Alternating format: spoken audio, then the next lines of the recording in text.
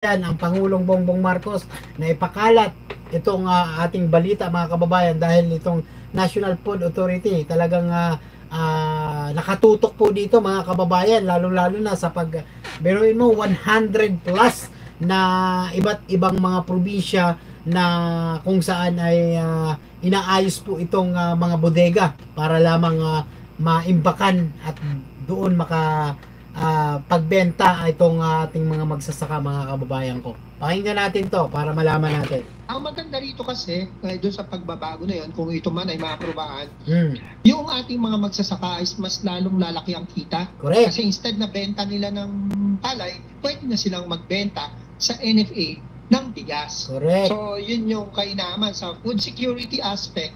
Kapag kailangan natin ng bigas na mabilisan, pwede tayong bumili ng bigas na agad sa ating mga farmers group or cooperatives.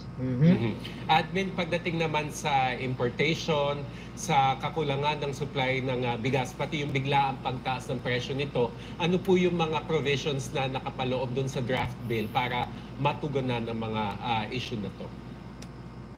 Sa mga sudden increase ng prices at nandun pa rin sa proposal yung importation kung kinakailangan. Hindi katulad ngayon, parang all year round. Pwede.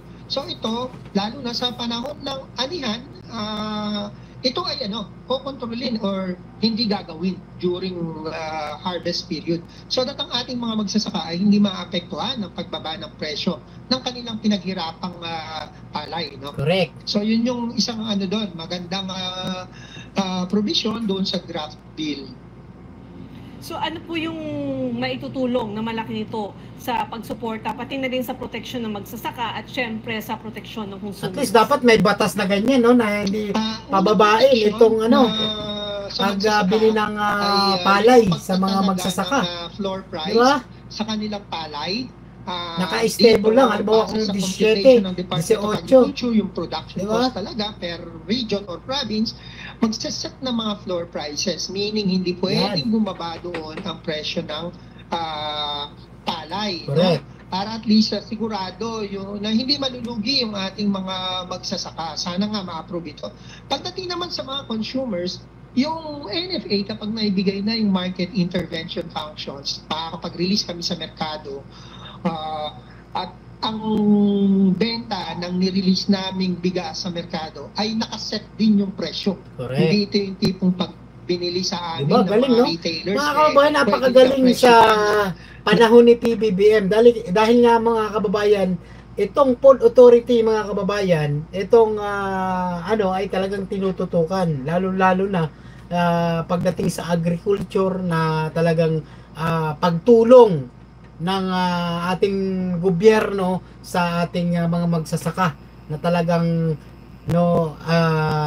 pinapakinabangan ito mga kababayan, di ba? Kaya palike po at pa-share ng live natin sa mga viewers po natin na nanonood at mga silent viewers. Palike pa po mga kababayan ko. Pakinggan natin ulit mga kababayan. Kung magkaano man yung gusto nila. Eto hindi. Kapag nirelease namin, meron ding selling price na isa-set kami yung mga retailers. Doon sa aspeto na yon, hindi mapapagsamantalaan ng ating mga consumers. Laging merong available na affordable, no?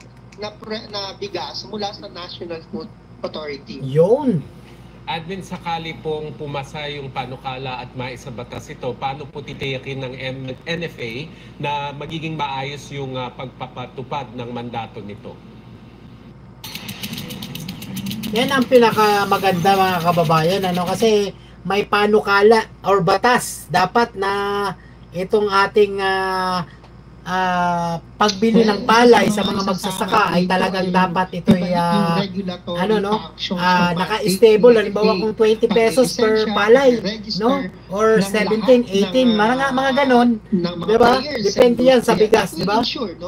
Na mai-implement ito ng mahusay, magkakaroon ng ngipin, no? Kapag hindi sumunod sa mga probisyon, mayroong kapangyarihan ang National Food Authority under the proposed bill na mag-sanction sa kanila or ipasahar sila kung kinakailangan kapag napatunayan na sila ay lumalabag sa iiral na batas.